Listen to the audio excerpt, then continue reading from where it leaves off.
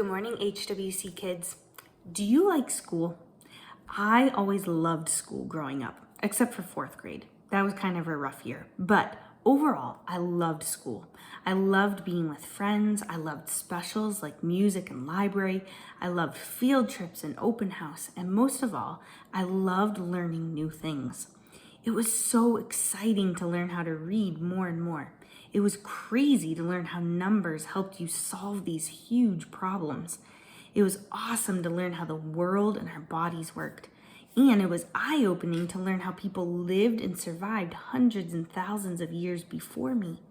Everything I've learned has come in handy at one time or another, believe it or not. Well, today in Kids Connect, we're learning about a time when Daniel used all that God had been teaching him to do something amazing. King Nebuchadnezzar's son, King Belshazzar, was now king, and he held a banquet for 1,000 of his nobles. In verses 5 and 6 of Daniel chapter 5, it tells us that during his party, the fingers of a human hand appeared and started writing a message on the wall. Wouldn't that have been crazy? A hand appearing out of nowhere to write a message on the wall? Crazy. Well, no one in the kingdom could read the writing, so Daniel was summoned because he had proved himself to be wise and knowledgeable and trustworthy when he was serving King Nebuchadnezzar. So Daniel came and read the message to King Belshazzar. It said that the king had not been honoring God, and therefore his days were numbered. Well, that same night the king was killed, and a new king took his place, King Darius, and he appears later on in Daniel's story too. Well, God had been teaching Daniel and using Daniel's knowledge for years to do good things for him. And in this story, Daniel used everything he had learned to change the course of history.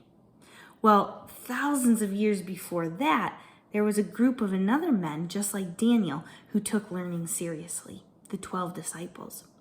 When Jesus asked these men to follow him and learn from him, they agreed to the most amazing education they could have ever imagined, right?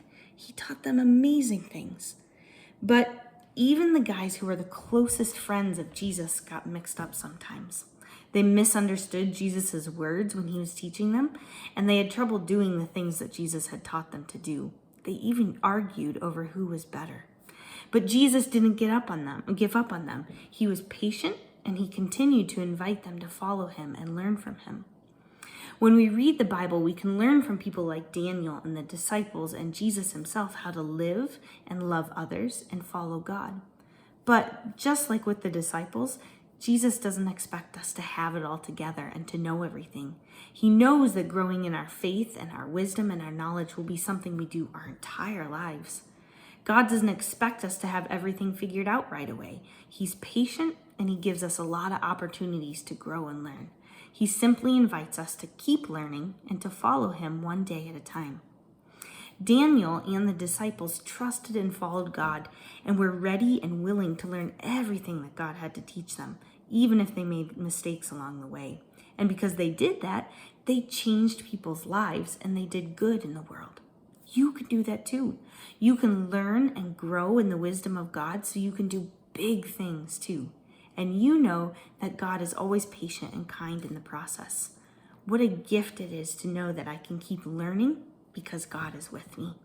Have a great day.